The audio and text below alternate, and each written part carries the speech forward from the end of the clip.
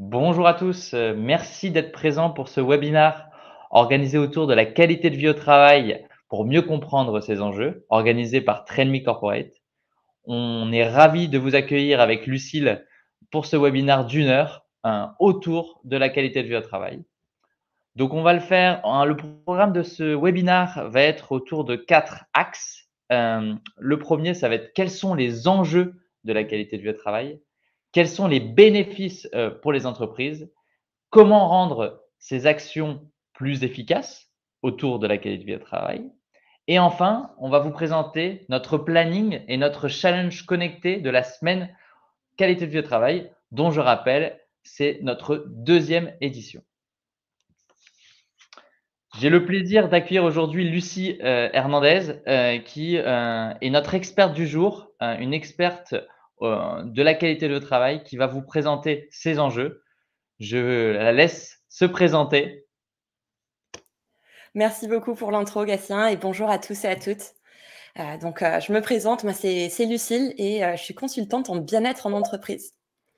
Concrètement, ça veut dire que je vais vous présenter des choses très concrètes que vous allez pouvoir faire pour mettre en place des politiques de qualité de vie au travail. J'ai un double background à la fois en business et en management, puisque j'ai fait une formation en management et j'ai géré des équipes de 10 personnes dans le monde de l'entreprise. Mais je suis aussi coach en bien-être et santé. Donc, c'est cette double approche que je vais vous amener aujourd'hui. On va rentrer tout de suite dans le vif du sujet. Et Alors, Oui, ouais, juste pour me présenter avant, Lucille, pardon. j'ai été très mal poli. Je me suis pas présenté avant qu'on rentre dans le dans le D'accord. cœur du sujet, dans les enjeux et que tout le monde puisse un peu se connecter. Je vais en profiter pour me présenter. Donc, moi, je suis un ancien de chez KPMG et j'ai eu, la chance de cofonder Trainme et donc Trainme Corporate, il y a maintenant un peu plus de 6 ans, avec une vraie volonté, de flexibiliser l'activité physique et la pratique sportive pour le plus grand nombre. J'ai aussi maintenant une casquette de coprésident de la Sportec, qui est un collectif qui a pour but de développer les innovations dans le sport en France et pousser les jeunes pousses comme Trainme et plein d'autres autour du sport. Et qu'est-ce que c'est Trainme en quelques chiffres? On a 1600 intervenants professionnels sur toute la France et on anime chaque mois plus de 100 000 collaborateurs. On met en mouvement à travers nos différents programmes sport et bien-être pour développer notamment la qualité de vie au travail qui va être le sujet que Lucille va vous présenter aujourd'hui. Super, merci beaucoup pour la présentation, Gatien. Et je vous invite aussi à ne pas hésiter à poser des questions. On y répondra à la fin. On prendra environ 10 minutes pour y répondre. Mais n'hésitez pas à les poser au fil de l'eau. Comme ça, on aura toutes vos questions au fur et à mesure. Donc, on va maintenant rentrer dans le vif du sujet et je vais vous parler des enjeux de la qualité de vie au travail. Et ça va être un point assez important parce qu'on va le voir, la qualité de vie au travail, en fait, c'est un concept qui est beaucoup plus profond et complet que ce qu'on pense d'habitude. Je vais vous présenter 3 enjeux qui sont très liés et qui interagissent entre les autres. Et ces 3 enjeux vont nous permettre de bâtir une politique de qualité de vie au travail qui est totalement complète. Le premier enjeu, qui est le plus évident, c'est le bien-être au travail. Ensuite, on parlera de prévention, puis de développement professionnel, et on verra comme ces 3 aspects interagissent les uns avec les autres. La première chose dont je vais vous parler, c'est du bien-être au travail. Donc ça peut paraître parfois évident, c'est la première chose à laquelle on pense lorsqu'on se tourne vers une politique de qualité de vie au travail. Ça peut être souvent toutes ces activités sportives, comme des cours de sport, des cours de yoga, des cours de relaxation. Toutes ces activités sportives et de bien-être qui sont très demandées par les employés. On le voit ici, on a une statistique qui est 84% des salariés qui aimeraient avoir ces activités. Donc, pour la plupart des entreprises, c'est des activités à mettre en place en priorité puisqu'elles sont vraiment demandées par les employés. Ces activités, il faut aussi les concevoir de manière un petit peu flexible puisqu'il y a des enjeux qui sont différents selon si on est en télétravail ou si on est en entreprise. Donc, c'est intéressant aussi de pouvoir impliquer tout le monde et de pouvoir les présenter à la fois en présentiel et en distanciel. Ces activités, elles peuvent paraître très simples, mais elles sont pourtant très importantes. Elles ont un gros rôle à jouer. On le verra dans un instant aussi lorsqu'on parlera des bénéfices de la politique de qualité de vie au travail. Ces activités, elles améliorent la perception individuelle des conditions de travail. Donc, qu'est-ce que ça veut dire de manière un petit peu plus concrète? Ça veut dire que chaque employé, chaque personne qui prend part à votre entreprise va pouvoir participer à ces entreprises et se sentir mieux au quotidien. On a pas mal de bénéfices très concrets comme le fait de garder une bonne forme physique lorsqu'on fait des cours de sport, réduire le stress si on prend part à un atelier de méditation, de relaxation ou de yoga. Mais aussi des choses un petit peu moins concrètes et très, très importantes en ce moment, comme tout ce qui est garder du lien avec des équipes qui sont en télétravail, étant donné que tout le monde n'est pas forcément en présentiel en ce moment. Ces activités, ça va être des cours de sport, des cours de yoga, des cours de méditation. Et je vous propose de faire quelque chose de très simple, une mise en pratique vraiment très simple qui va nous prendre 3 minutes, qui vont vous donner un exemple de ce qu'on peut faire de manière concrète lorsqu'on met en place ces activités. Vous n'avez pas besoin de bouger, on va être assis ou assise à notre chaise pour cette mise en situation. Donc, suivez-moi ici, installez-vous confortablement, relâchez vos épaules. Je vais faire office de cobaye, Lucie. Parfait. Gatien fera la démo. Et lorsque vous êtes prêts, frottez vos mains les unes contre les autres jusqu'à créer de la chaleur. Créez de la chaleur entre vos mains, puis posez-les sur vos yeux, le creux des yeux dans le creux de la main. Posez les coudes sur la table, relâchez la tête vers le bas. Et ici, je vais vous guider dans une petite relaxation. Vous allez tout d'abord essayer de prendre conscience des tensions physiques qui ont lieu dans votre corps. Détendez vos pieds, détendez vos jambes, le bas du ventre, le bas du dos, les épaules, le cou, la nuque, toutes ces zones qui sont sursollicitées lorsqu'on travaille sur ordinateur. Desserrez même la mâchoire, qui peut être un petit peu tendue parfois. Et maintenant, amenez votre attention sur votre respiration. Notre respiration, c'est un outil très important pour se rendre compte du stress. Est-ce que vous pouvez ici relâcher votre respiration et essayer de souffler pendant plus longtemps pour pouvoir détendre votre corps? Dernière étape, on va essayer de réduire le stress mental, essayer de prendre conscience de vos pensées. Essayez de voir s'il y en a beaucoup, s'il n'y en a pas beaucoup, si c'est plutôt rapide dans votre tête ou si c'est facile de se concentrer sur cet exercice. Puis, on va terminer cette mise en situation par une grande inspiration et expiration. Vous allez d'abord expirer tout votre air, puis inspirer par le nez. Ouvrir la bouche, expirer et relâcher. Réouvrez les yeux, ramenez la tête au-dessus de vos épaules, relâchez les mains sur vos genoux. Et nous sommes maintenant sortis de cette mise en situation. Ici, on vient de prendre environ 2-3 minutes pour une petite pause très rapide qui peut avoir lieu au cours de la journée. On a pratiqué plusieurs disciplines. On a pratiqué le yoga des yeux avec cet exercice où on a posé les mains sur nos yeux. Et ça, c'est important puisque nos yeux sont sursollicités au cours de la journée. On regarde toujours sur écran, sur portable.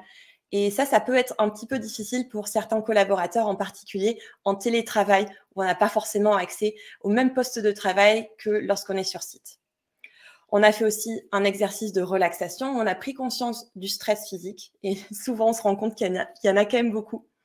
Et ce stress physique, il se met en place, on va en parler dans un instant, à force de faire des mouvements qui peuvent être un petit peu répétitifs, comme être assis sur ordinateur, ou même parfois à cause de tensions mentales qui peuvent avoir lieu lorsqu'on est un petit peu stressé.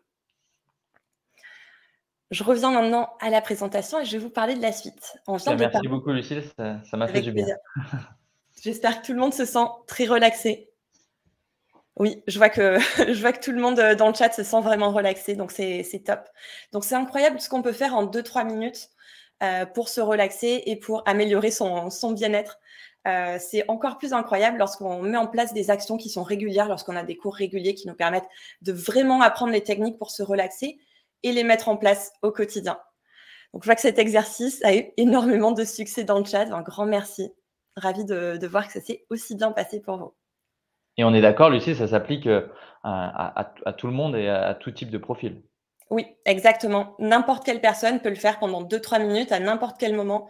On le peut faire à notre bureau, on peut le faire en écoutant quelque chose dans les transports, on peut le faire chez soi.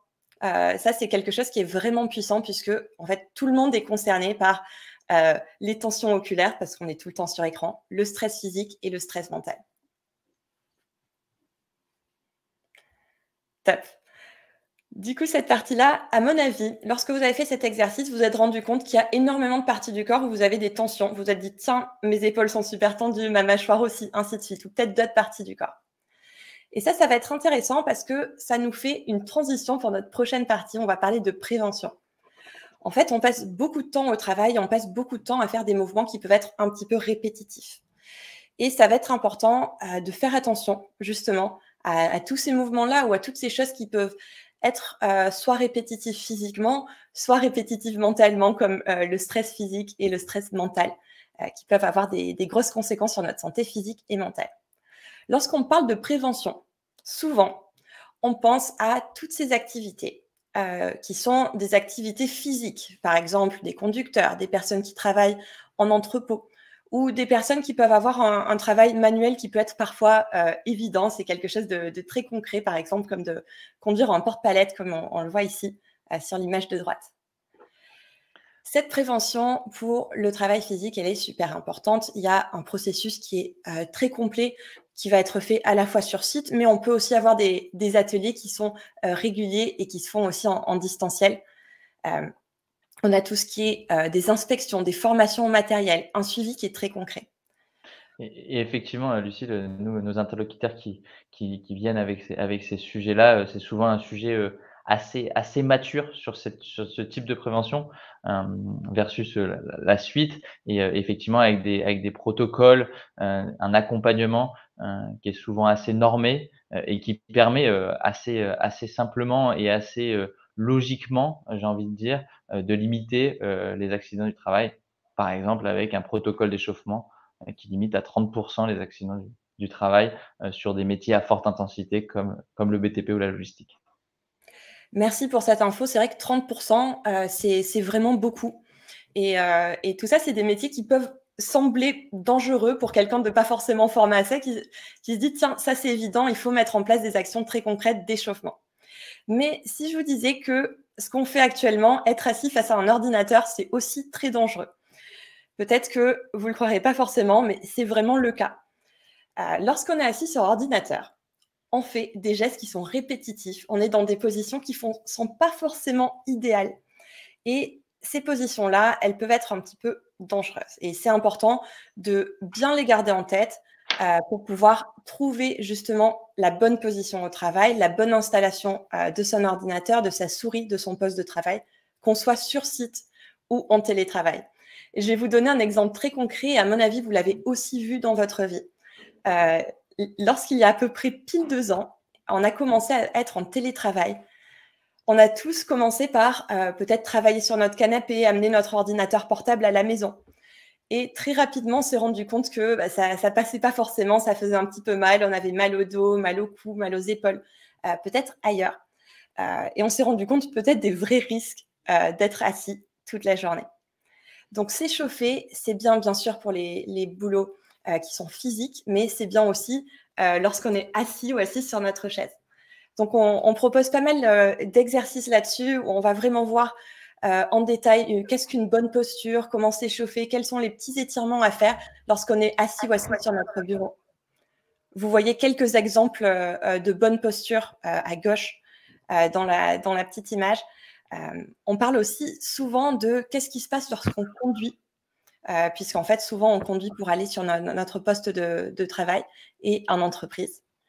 Mais il y a aussi pas mal d'autres aspects dans la prévention, en fait, qui sont encadrés par, un cadre, légal qui est important.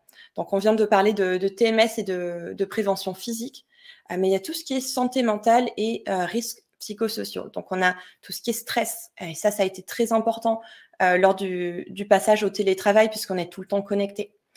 Tout ce qui est sommeil, tout ce qui est santé mentale, ça c'est vraiment des aspects qui sont importants pour la prévention et qu'on peut avoir souvent tendance à oublier.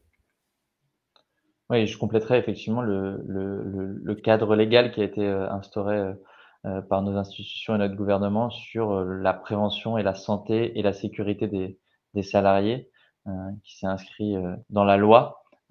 Et Lucie, j'avais une petite question justement Mmh. sur les typologies, d'ateliers qu'on pourrait imaginer, pour prévenir, et pour répondre à ce besoin et cette nécessité de préserver la santé et la sécurité des salariés? 100 et c'est une bonne question. En fait, il y en a beaucoup et chaque entreprise, on va le voir aussi, dans la prochaine partie, a des objectifs qui vont être différents. Heu, un atelier qui est vraiment important peut-être pour tout le monde, je pense que tout le monde peut en bénéficier. Je dirais, j'ai pas encore rencontré des gens qui n'en bénéficient pas. C'est un atelier TMS, donc ce qu'on vient de dire avec, comment avoir une bonne posture à son ordinateur, comment, s'échauffer lorsqu'on rentre à son poste de travail, heu, s'asseoir à son poste de travail, ainsi de suite. Ça, c'est vraiment essentiel, je dirais presque pour tout le monde. Un autre atelier qui est essentiel, en particulier dans notre monde moderne hyper connecté, c'est la gestion du stress. Soit on se l'avoue, soit on se l'avoue pas, mais on est tous stressés à des moments ou d'autres et c'est important de mettre en place des bonnes stratégies pour gérer le stress, que ce soit au niveau individuel ou plus au niveau d'une équipe ou à un moment un petit peu particulier de la vie d'une entreprise, comme l'a été le passage au télétravail l'an dernier. On peut aller aussi un petit peu plus loin dans la prévention et proposer des ateliers qui sont, plus spécialisés, et qui vont plus loin. Je vais vous en parler justement dans la prochaine partie. Donc ici, on a tous ces ateliers qui nous permettent d'aller encore plus loin, aller au-delà du cadre légal et répondre aux besoins de prévention des employés. Je vais vous donner un exemple très concret. Lorsqu'on est passé au télétravail il y a, 2 ans, beaucoup d'entre nous sont restés chez nous à être tout le temps sur écran. Et c'est là où beaucoup d'entre nous ont développé une addiction aux écrans. On est, tout le temps sur notre téléphone, on regarde les réseaux sociaux, on regarde Netflix. On a vraiment mis un pictogramme Netflix parce que c'était vraiment un besoin, des employés. Comment gérer notre addiction, aux écrans? Comment réussir à déconnecter? Donc ça peut être un très, très bon exemple, de choses à faire pour votre entreprise. Essayez d'anticiper les besoins ou d'écouter, d'être à l'écoute des besoins très concrets de vos employés, en vous disant que, c'est pas forcément ce que vous pensez. L'addiction aux écrans, on n'en parle pas toujours au travail, mais c'est quelque chose qui peut, améliorer la productivité des employés puisque ça va améliorer le sommeil, ça va améliorer la concentration et ainsi de suite et avoir des grosses retombées, positives sur l'entreprise. Un autre exemple vraiment aussi très important, ça va être, tout ce qui est tabac. Ça, c'est un sujet sur lequel on a beaucoup de demandes d'accompagnement et souvent on peut avoir l'impression que c'est seulement quelque chose de personnel, c'est pas forcément quelque chose dont on va parler, dans une entreprise. Mais malheureusement, l'entreprise a aussi un rôle social à jouer là-dessus. Par exemple, beaucoup de personnes vont avoir du mal à arrêter de fumer puisqu'elles font des pauses, cigarettes avec leurs collègues. Et en fait, la qualité de vie au travail et la manière de travailler, va pas forcément les aider à s'arrêter. Nous, on accompagne beaucoup, de personnes avec des choses très simples, pour pouvoir trouver d'autres manières de faire des pauses que, des pauses cigarettes avec les collègues ou tout seul. Ici, on a 2 formats, 2 types de formats. On a des ateliers qui sont plutôt généralistes, par exemple sur ces sujets ou d'autres sujets, que ce soit par exemple la prévention des cancers, ça c'est quelque chose qui est très demandé par les employés. Où on va un petit peu parler d'un sujet de manière générale, pour essayer de donner des conseils et répondre à ces questions-là. On accompagne aussi les gens dans des ateliers un petit peu plus spécialisés qui sont, en plus petits groupes où, les gens peuvent vraiment ressortir avec des solutions très concrètes à appliquer tout de suite, à leurs problèmes. Et pour compléter effectivement la façon dont on accompagne nos interlocuteurs, ça va être, sur une approche complémentaire sur ces sujets-là, effectivement des ateliers un peu plus descendants, ou, sur des grands groupes où on va avoir de l'information générale et qui va être complétée par de la personnalisation en petits groupes sous format d'atelier avec des échanges qui permettent effectivement derrière de sortir avec un programme personnalisé en fonction de l'objectif, précisé, initialement. Oui et ça, c'est un très bon point puisque, en fait, parfois, dans ces sujets-là, on arrive dans des sujets qui sont pas forcément agréables, dont les gens ont pas forcément envie de parler tout de suite, mais qui sont pourtant super nécessaires. Donc ça va être important d'essayer d'ouvrir la parole, que ce soit en ayant, des approches avec des plus petits groupes ou en proposant des ateliers de manière régulière pour pouvoir toucher, le plus de personnes possible au sein de votre entreprise. Un autre sujet qui peut parfois être un petit peu difficile, et c'est pour ça que c'est important de vraiment le faire régulièrement, c'est tout ce qui est santé mentale et bien-être mental des collaborateurs. Ça, malheureusement, c'est un gros sujet qui peut être un gros problème, qui peut causer pas mal d'arrêts de travail, du turnover, des départs, ainsi de suite. Et c'est un sujet qui n'est pas forcément facile à aborder au niveau individuel et où l'entreprise a vraiment un rôle à jouer. Donc ici, ce que je recommande vraiment, c'est d'essayer d'aller progressivement en proposant différents types d'ateliers, par exemple un atelier de gestion du stress, un atelier de sommeil, et aller progressivement dans différents sujets qui peuvent répondre de plus en plus aux besoins de vos collaborateurs. Aussi, ce qu'on recommandera dans un instant, on en parlera beaucoup sur comment mettre en place des actions qui sont efficaces, mais le suivi est essentiel. Le suivi est vraiment très, très important ici. Il s'agit non seulement de mettre en place les ateliers, mais d'être à l'écoute des collaborateurs pour savoir quels autres ateliers mettre en place et avoir une progression.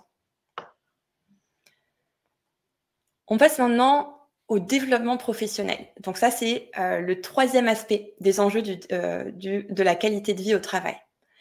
Dans le développement professionnel, il y a deux aspects. Souvent, on se tourne vers nous lorsqu'il y a déjà une situation difficile, par exemple un conflit en entreprise, du burn-out, beaucoup de stress. Et moi, je vous invite vraiment à essayer d'anticiper le plus possible ces soucis-là et de vous tourner vers le développement professionnel avant que ces soucis arrivent. Donc ici, on a 2 points qui vont être intéressants. On a tout ce qui est soft skills. Soft skills, c'est tout ce qu'on n'apprend pas forcément à l'école ou à l'université. C'est tout ce qui est savoir-être. Donc, par exemple, les compétences humaines, on ne les connaît pas tous et toutes lorsqu'on arrive sur le milieu professionnel, ou elles peuvent aussi parfois changer.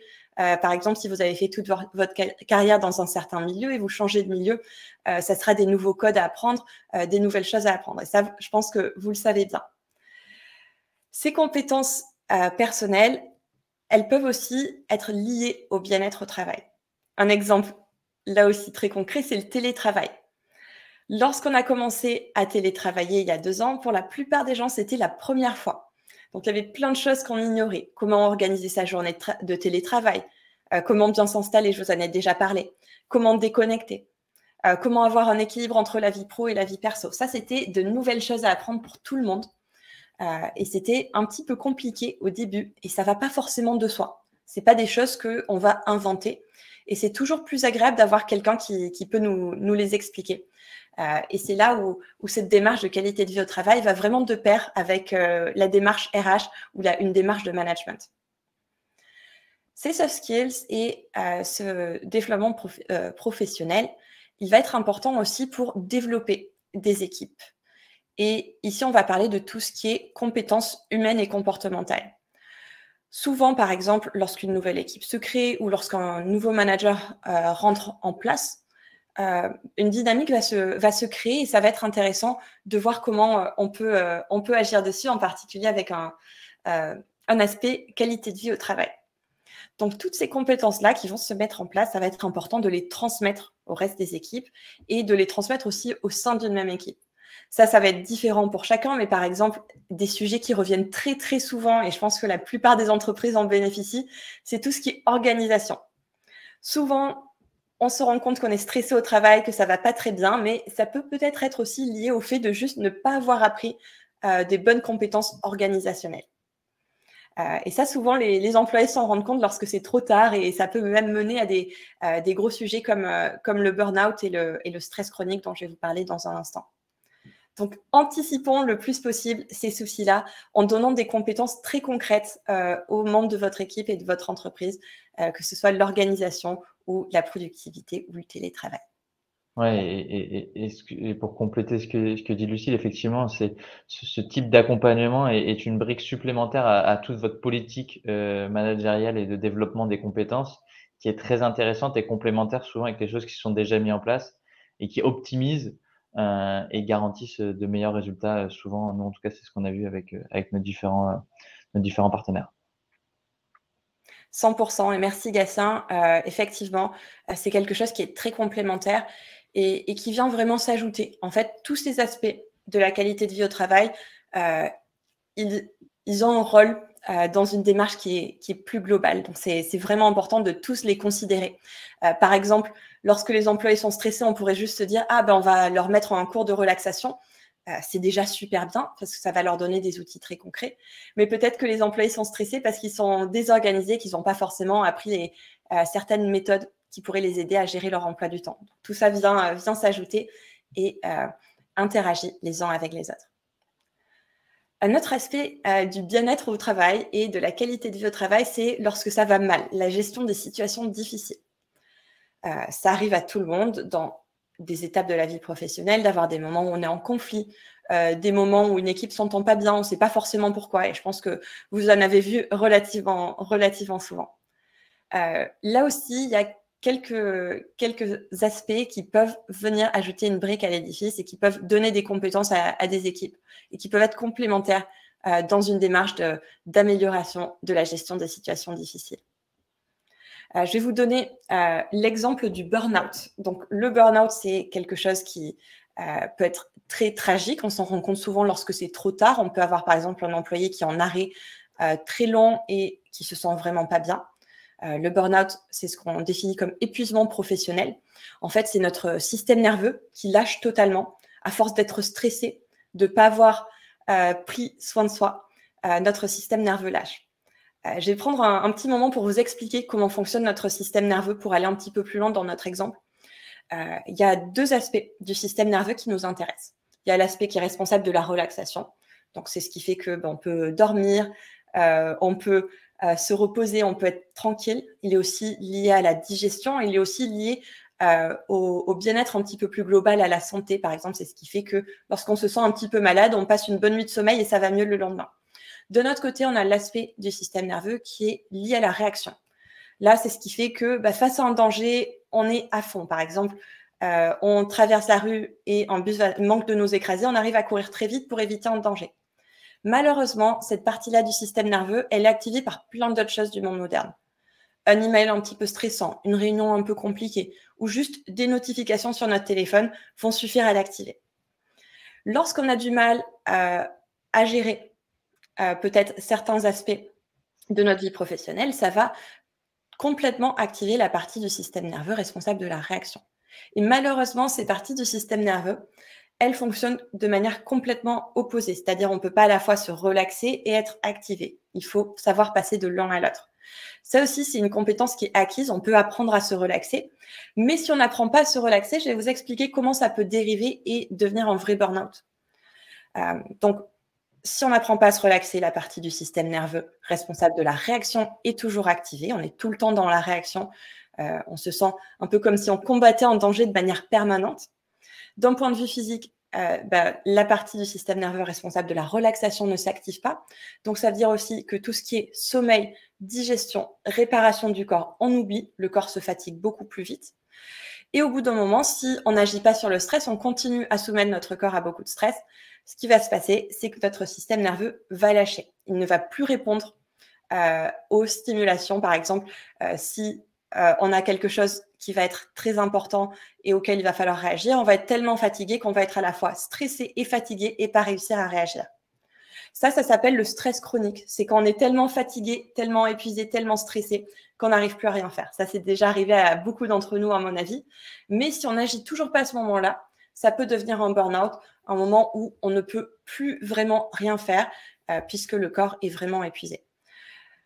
Et c'est là souvent, à cette dernière étape, où on tire la sonnette d'alarme et on agit. Et moi, ce que je vous invite à faire, c'est de remonter la chaîne et de commencer dès le début en ayant une démarche qui anticipe justement ces problèmes-là. Donc, pour l'exemple du burn-out, il est assez intéressant en fait, puisqu'on peut voir comme une démarche de qualité de vie au travail aurait pu prévenir justement le burn-out en ayant quelque chose qui est complet, en proposant des choses différentes à chaque étape, par exemple de la relaxation au début, de leur comment s'organiser aussi, mais aussi en agissant sur les situations difficiles. Qu'est-ce qu'on fait lorsque c'est déjà trop tard, lorsqu'on ne s'est pas aperçu et que beaucoup d'employés peuvent être en stress chronique ou en burn-out. On a pas mal d'autres exemples d'ateliers aussi de situations difficiles. On parle beaucoup de burn-out parce que c'est quelque chose de très important en ce moment et qui peut causer beaucoup de départs d'employés. aussi le stress chronique. Mais on peut avoir tout ce qui est améliorer les relations au travail. Donc ça, c'est comment anticiper ces situations difficiles. On a tout ce qui est communication non violente. Et on en parlera beaucoup lors de la semaine de la qualité de vie au travail. Ça, c'est quelque chose dont presque tout le monde peut bénéficier si on arrive à mieux communiquer avec ses collègues et avec ses équipes. Généralement, on arrive à anticiper pas mal de situations difficiles. Gestion de conflits, discrimination, tout ça, en fait, ça joue dans la qualité de vie au travail. Je vous propose maintenant de passer à la suite, sauf si tu as quelque chose à ajouter, Gatien. Non, juste, surtout n'hésitez pas, vous avez un petit onglet questions, si vous avez des questions à poser, à Lucile ou à moi, n'hésitez surtout pas. Oui, n'hésitez pas, on y répondra au fur et à mesure. Et n'hésitez pas aussi à réagir, puisque on a le chat ouvert et c'est toujours agréable de voir ce que vous pensez de ces sujets-là. Et aussi, quelle est votre expérience? Est-ce que c'est quelque chose que vous voyez souvent dans votre entreprise ou est-ce que vous avez d'autres choses à ajouter? Ok, on va vous parler maintenant. Donc là, on a vraiment posé le problème et on va vraiment parler des bénéfices. Et ça, c'est super important. C'est toutes les choses positives qu'on peut gagner si on met en place une démarche de qualité de vie au travail. Donc, on a vraiment beaucoup de bénéfices différents et je pense que Gatien et moi, on va pas mal se compléter là-dessus puisqu'on a des expériences qui sont parfaitement complémentaires. Moi, j'aimerais vous parler en particulier de la productivité. Ça, c'est souvent quelque chose qu'on oublie souvent. On se dit, cette démarche de qualité de vie au travail, ça va faire perdre du temps aux gens ou peut-être qu'ils vont passer plus de temps dessus. Mais en fait, c'est totalement le contraire qui se passe. Le fait d'investir du temps dans ces activités sportives, ces activités de bien-être ou juste ces conférences où les employés peuvent apprendre des choses concrètes sur comment bien gérer leur vie au travail, ça augmente la productivité pour la plupart des employés. On a aussi quelque chose qui est assez important, c'est l'absentéisme. Ça peut paraître évident, mais un employé qui se sent bien, c'est un employé qui va au travail, qui n'est pas en arrêt maladie. Et une statistique que je trouve vraiment intéressante aussi, c'est que la première cause d'arrêt de travail en France, c'est lié au TMS, donc les troubles musculo-squelettiques dont on a parlé tout à l'heure, liés à ces mouvements répétitifs. Donc, un employé qui se sent bien va avoir une bonne position au travail, va venir plus souvent au travail. Et c'est pareil aussi pour la santé mentale. La santé mentale, c'est parfois quelque chose d'un petit peu plus dur à mesurer, quelque chose qu'on peut parfois oublier dans une démarche de qualité de vie au travail, mais qui est vraiment très importante et qui va éviter tout ce qui est événements difficiles comme le burn-out et le stress chronique. On a ensuite... Et juste aussi, ouais, sur ces deux indicateurs qui sont très intéressants et scientifiquement prouvés, c'est effectivement d'un point de vue employeur des intérêts économiques, alors indirectement social parce que quelqu'un qui se sent bien, c'est quand même socialement intéressant, mais intérêt économique. C'est pas parce qu'on parle de qualité de vie au travail, de prévention santé qu'il faut parler d'un sujet tabou sur les sujets économiques. C'est vraiment un gain économique sur le moyen et long terme de mettre en place ce type de politique. Donc, et je pense qu'il faut vraiment assumer cette chose-là parce que c'est comme ça qu'on fera avancer les choses parce qu'une entreprise, elle a deux jambes, elle a une jambe sociale mais aussi une jambe économique. Il faut que les deux aillent dans le même sens. 100% et vraiment très d'accord avec toi, Gatien. En fait, les deux vraiment jouent ensemble dans le même champ. On a en fait ce rôle économique qui se voit aussi lorsqu'on essaye de recruter les meilleurs talents. Et ça, c'est vraiment important puisque la qualité de vie au travail, en fait, c'est un élément essentiel de la marque employeur.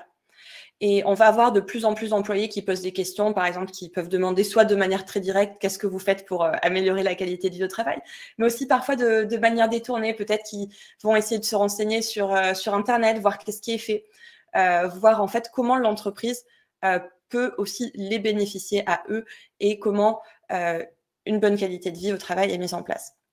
On a aussi tout ce qui est rétention. En fait, en ce moment, en particulier depuis cette grosse période de télétravail, de plus en plus de personnes quittent leur entreprise à cause justement de ces sujets-là. Souvent, les employés ont du mal à faire une coupure entre vie pro et vie privée, sont tout le temps connectés, se retrouvent à travailler même le week-end puisqu'ils ont du mal à couper leur journée de télétravail. Et ça va être intéressant pour pouvoir justement retenir les employés qu'on a déjà. Et je pense que vous avez peut-être déjà fait le calcul dans votre entreprise, mais en fait, chaque employé qui s'en va, c'est un coût supplémentaire puisque il faut les former, il faut que les équipes passent du temps à former de nouveaux employés, il faut recruter, ça prend du temps, ça coûte de l'argent. Et c'est parfois aussi de la perte d'informations lorsqu'un employé s'en va. La passation n'est pas toujours parfaitement exécutée, surtout si l'employé s'en va à cause d'un burn-out ou de quelque chose d'un petit peu plus difficile, comme on en a parlé tout à l'heure. Ouais, et juste pour préciser sur la marque employeur, c'est vraiment nous un enjeu de nos partenaires.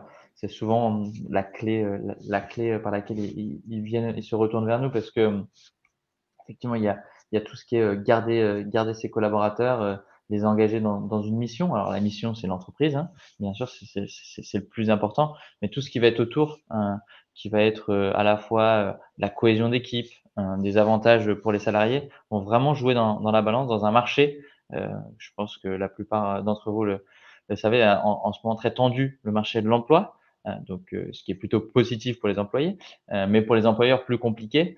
Et c'est vraiment des choses qui peuvent faire la différence et qui sont, sans rentrer dans le cliché, pour les jeunes générations, des enjeux très importants. En tout cas, nous, on l'a noté et on le remarque sur le fait que l'environnement de travail, qui est assez large, est un des enjeux clés pour le choix d'une société ou non. On va parler du temps de télétravail, on va parler des conditions de transport, on va parler de l'activité physique, du bien-être, de tout ce qui est mis en place pour la qualité du travail, va vraiment rentrer en ligne de compte pour le choix d'un candidat. Oui, et à ça, j'ajoute aussi, que en fait, moi, c'est vraiment un des aspects qui m'a motivée à me spécialiser là-dedans, puisque, je l'ai vu à l'époque où j'étais, manager, que c'était vraiment très difficile, de retenir les talents, que j'essayais d'attirer à mon équipe, puisque, en fait, les démarches, de qualité de vie au travail et ces actions concrètes n'étaient pas forcément toujours mises en place et que c'était quelque chose qui était vraiment important. Et pour compléter aussi dans le contexte actuel de heureusement, sortie progressive du Covid, c'est aussi un des moyens de mettre en place des activités, physiques, sportives et bien-être, dans vos locaux pour faire revenir les collaborateurs, de temps en temps dans vos locaux. C'est vraiment un enjeu que nous on a eu, sur les derniers mois. Refaire revenir, recréer, une histoire qui mélange télétravail et présentiel et mettre en place des activités, des choses concrètes dans l'entreprise est un bon moyen, un des leviers très importants pour faire revenir les collaborateurs. Oui, 100, et c'est pour ça que c'est très important de très bien communiquer là-dessus, pour que les employés à la fois en interne, et en externe soient au courant. C'est non seulement important d'avoir une bonne démarche, mais de communiquer dessus pour que beaucoup de gens puissent en bénéficier. Top. Du coup, moi, j'aimerais vous parler d'un sujet qui est super, super important, qui est comment rendre ces actions plus efficaces. Donc là, à mon avis, si vous êtes arrivé à cette étape-là de la présentation, c'est vous êtes convaincu qu'une démarche de qualité de vie au travail, c'est quelque chose de très important. Mais parfois, en fait, ces démarches, elles vont pas assez loin et elles sont pas efficaces pour plusieurs raisons. La première chose à garder en tête, en fait, c'est qu'il faut aller beaucoup, beaucoup plus loin. Souvent, on se dit: «Super, j'ai mis en place une démarche de qualité de vie au travail, mon entreprise est au top là-dessus». Oui, mais il faut toujours aller plus loin. Par exemple, mettre en place des cours de sport, de yoga, de relaxation, c'est top, mais il faut aller plus loin et avoir vraiment les 3 aspects dont on vient de parler, qui sont aussi, la prévention et qui sont aussi le développement professionnel. Comme je vous le disais tout à l'heure, par exemple, pour un employé qui est stressé, c'est très bien d'apprendre à se relaxer avec les petits exercices que je vous ai montrés tout à l'heure. Mais si le stress est lié à une mauvaise organisation du travail ou même pire, un stress chronique ou un burn-out, dans ce cas-là, ces actions, elles ne vont pas forcément aller jusqu'au bout. Donc, c'est pour ça qu'il faut vraiment avoir une politique qui est complète et qui est personnalisée selon vos objectifs. Chaque entreprise est vraiment unique là-dessus et les employés ont tous des besoins différents. Parfois, on ne connaît pas forcément les besoins des employés parce qu'on n'a pas forcément l'info. Et c'est pour ça qu'il faut vraiment toujours creuser et aller plus loin. Peut-être commencer par quelques ateliers qui sont un petit peu généraux sur comment gérer le stress, comment avoir une bonne posture au travail, comment bien dormir. Tout ça, c'est des bons ateliers d'introduction. On propose souvent des ateliers d'introduction qui sont un petit peu généralistes, où on a un petit peu de tout. Et ensuite, on peut s'adapter selon ce que veulent les employés, selon les retours. Et ça nous permet d'aller toujours plus loin.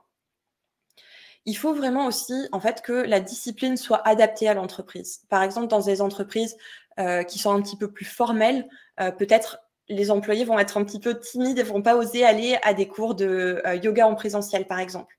Donc, il faudra dans ce moment-là proposer des cours en distanciel, proposer des cours de relaxation qui sont un petit peu plus neutres et qui sont à faire au bureau. Il y a peut-être des raisons qui sont très concrètes, en fait, qui font que ces actions ne sont pas forcément efficaces. Donc, n'hésitez pas à creuser et à toujours aller plus loin pour bien comprendre quels sont les besoins. Aussi, l'intervenant doit être adapté à l'entreprise. Donc ça, vous vous en doutez bien, mais juste avoir un cours de sport généraliste, ça suffit pas forcément. Il faut que ça soit avec la bonne personne qui soit adaptée à votre entreprise. Et à titre personnel, moi, je trouve que c'est quelque chose que Trainme fait super bien. En tant qu'intervenant de Trainme, on voit qu'il y a toujours des types d'entreprises pour chaque intervenant. Et ça, c'est vraiment quelque chose de très positif. Une autre chose que j'aimerais vraiment que vous reteniez, qui est vraiment très, très importante, c'est la régularité. Donc, la semaine de la qualité de vie au travail approche et ça, c'est un super bon moment pour une introduction. C'est aussi un très bon moment pour mettre en place des habitudes qui vont suivre vos employés pendant le reste de l'année. Donc, avoir des ateliers d'introduction, c'est vraiment bien.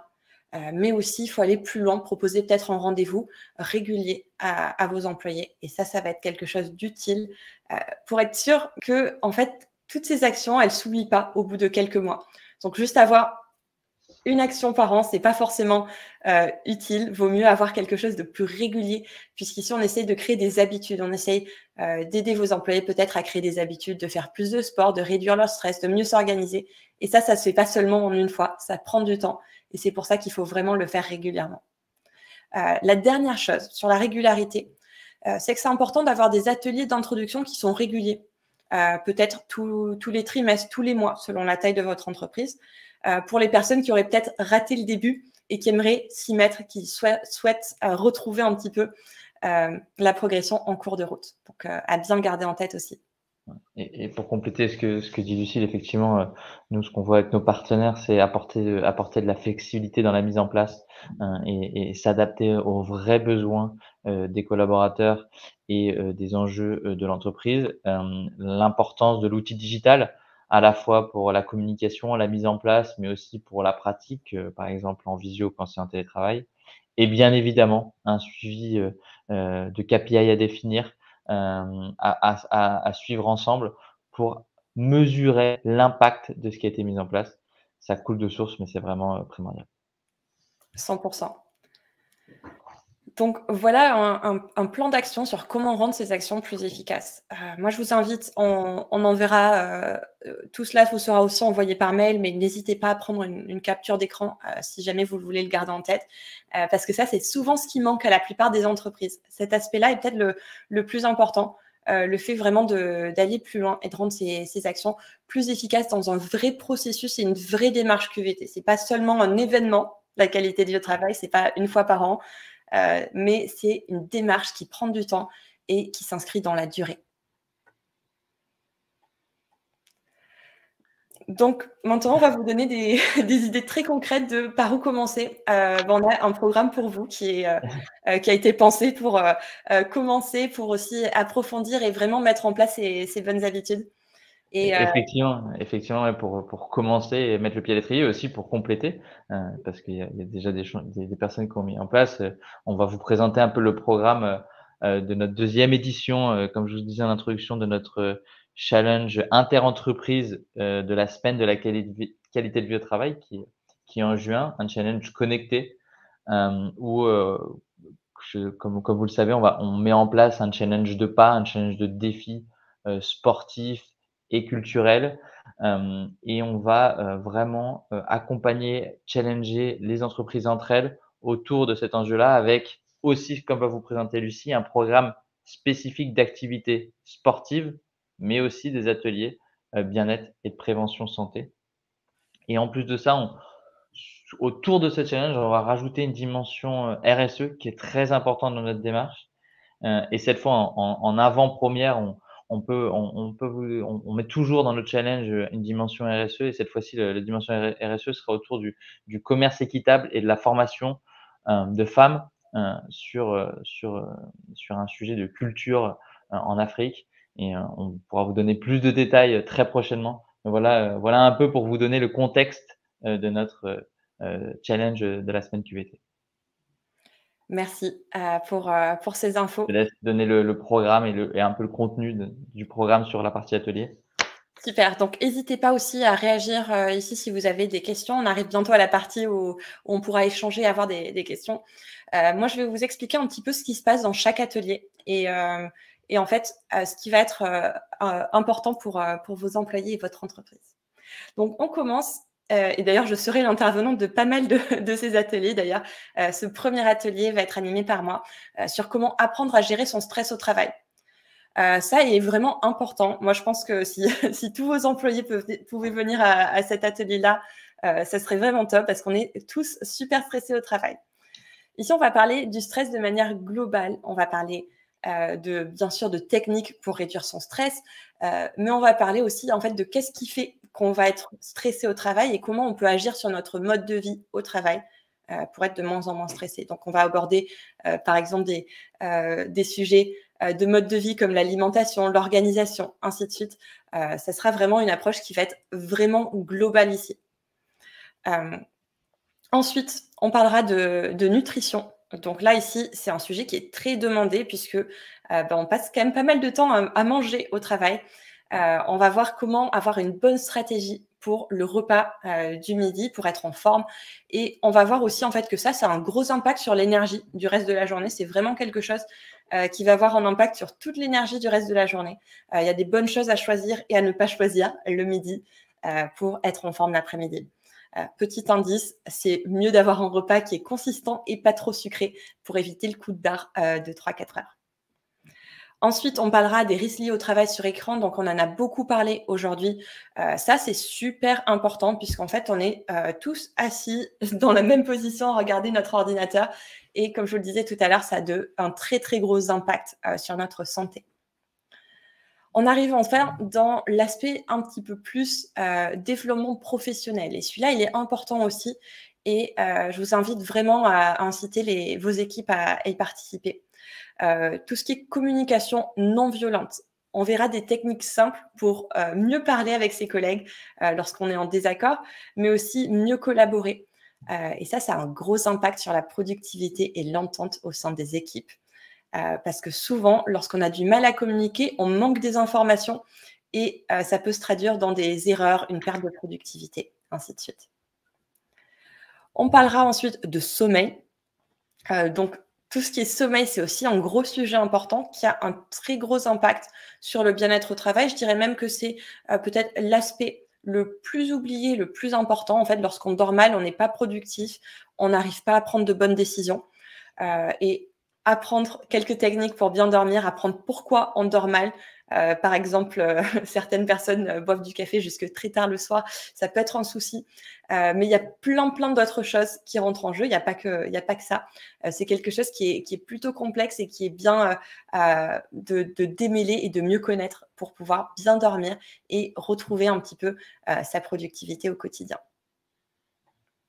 On va se tourner maintenant vers vous, sauf si tu as des choses à ajouter sur ce programme, Gatien. Non, écoute, merci beaucoup pour la description de ce programme vu que j'ai vu qu'il y avait pas mal de questions, vous recevrez à la suite de ce webinaire un mail avec bien sûr le replay de tout ce qu'on vient de se dire et aussi de la possibilité de prendre un rendez-vous avec un de nos experts de la challenge semaine qualité de vie au travail pour avoir plus d'informations et sur toutes les modalités, même si beaucoup, j'ai vu, ont été répondus sur le petit chat. Donc voilà, n'hésitez pas si vous avez des questions. Oui, donc n'hésitez pas à participer autant que vous le souhaitez. À titre personnel, moi, j'animerai le stress au travail, la communication non violente et le sommeil. Donc ces 3 aspects-là, en fait, qui sont vraiment tous très liés et qui s'inscrivent dans une démarche qui est globale. Mais venez aussi aux 2 autres ateliers, sont les 2 très, très, très importants. Et l'intervenant sera très bien aussi. Hop, alors je vois. Alors, il y a quelques questions auxquelles je vais essayer de répondre. Là, j'ai vu que est-ce que le challenge, SQVT peut être mondial ou juste français? Il peut être, mondial dans le sens où il peut être aussi en anglais. On a 2 langues, français et anglais. Donc, il peut l'être, mondial, voilà. Donc voilà, pour terminer ce webinaire, déjà, merci beaucoup, Lucile, pour toutes ces informations et ces éclaircissements sur la qualité du travail. Il nous reste quelques minutes si vous avez encore des questions, à la fois, techniques et sur le contenu auprès de Lucile ou sur d'autres sujets. Alors voilà, là, il commence à y avoir beaucoup de questions sur le challenge. Je vais pas y répondre à tous, mais à tous, mais à toutes plutôt les questions. Mais comme je vous dis, vous aurez des informations et surtout, vous serez, vous avez la possibilité d'être recontacté si vous le souhaitez par quelqu'un qui vous présentera en détail, comment fonctionne, comment l'application fonctionne, quelles sont les activités proposées, combien d'ateliers et de cours de sport vous avez dans les packages inclus en fonction du nombre de collaborateurs, dans quelle langue, là j'y ai répondu. Voilà, vous aurez toutes les informations. Mais pour ceux qui ont déjà fait des challenges avec nous, c'est dans le même esprit, sauf qu'on a encore amélioré le contenu, on a amélioré les ateliers, la spécification et on a amélioré notre challenge. Donc, c'est la même chose, mais en mieux et encore plus spécifique par rapport aux différentes remontées, notamment de la première édition. Oui, et je vous invite vraiment à prendre contact avec Trainme à ces sujets-là, puisque comme je vous le disais, si vous retenez peut-être une chose de cet exercice, c'est que c'est super différent selon chaque entreprise et qu'il faut aller plus loin. Donc, n'hésitez pas à leur parler. Eux, ils ont vraiment le recul, en fait, avec beaucoup de coachs différents, beaucoup d'entreprises différentes et pourront vraiment vous orienter, vous aider à trouver ce qui marchera bien pour vous et vos employés. Alors, je vois quelques questions, j'essaie d'y répondre au vol.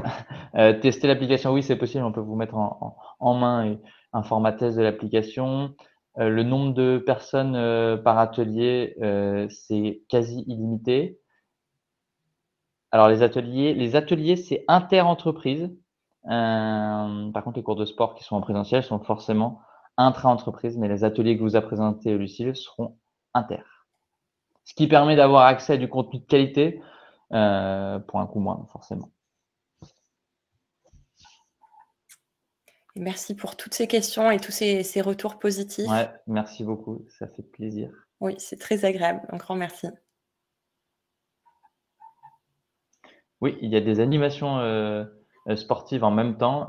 Lors de cette semaine qualité du travail, on propose un programme de cours et de sessions sportives en fonction de vos envies et en fonction du nombre de collaborateurs qui sont dans votre société. Donc, c'est atelier et sessions sportives pour répondre à Marlène.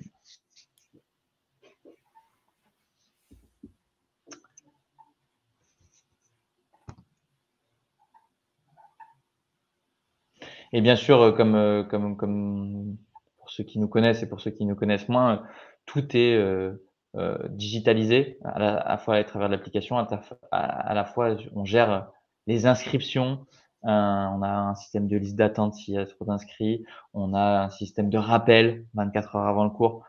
Tout est géré pour à la fois aussi que ça soit clé en main et faciliter l'expérience côté collaborateur et aussi pour vous en tant que gestionnaire, que ça vous prenne le moins de temps possible et que ce ne soit que du positif pour vous et pour vos collaborateurs.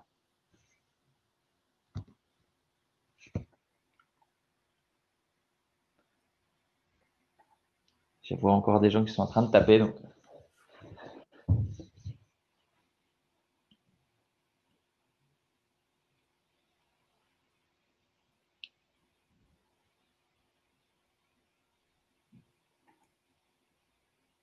Alors pour le timing, ça je laisserai les personnes répondre, mais grosso modo, un mois avant, on est encore dans les délais pour le programmer, mais au plus vite, au mieux, pour justement vous accompagner de manière la plus précise possible et surtout ce qui est important, et ça Lucille l'a beaucoup dit, c'est bien de mettre des choses en place, mais de bien les communiquer, de bien prendre en compte ce que veulent les collaborateurs. Ça permettra, que votre opération, semaine qualité de vie au travail soit la plus pertinente et surtout, qu'il y ait le plus de personnes qui soient satisfaits et qui y participent. Donc, au plus tôt au mieux. Oui, et vous aurez aussi le temps de mettre en place peut-être des ateliers, tests et ainsi de suite pour bien comprendre, ce que veulent vos collaborateurs et voir aussi leurs besoins.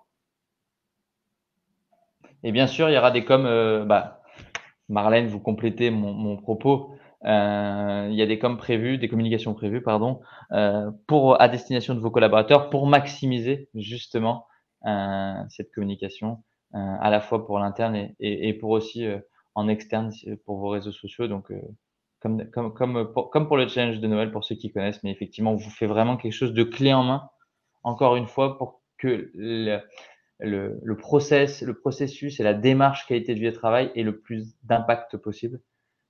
Lucile a beaucoup insisté dessus, mais c'est très, très important. Bah, écoutez, je vous propose qu'on clôture, ah, super, bah, écoutez, merci à vous Marlène, merci à tous d'avoir participé. Merci beaucoup, Lucile, pour ton temps et pour, ton intervention, toujours pertinente. Un Et grand puis je merci. vous dis à tous, à très bientôt. Merci beaucoup à tous et à toutes et à très vite, pour la semaine de la qualité de vie au travail. Je vous retrouve sur les ateliers. À très bientôt. Au revoir. Au revoir, à très vite.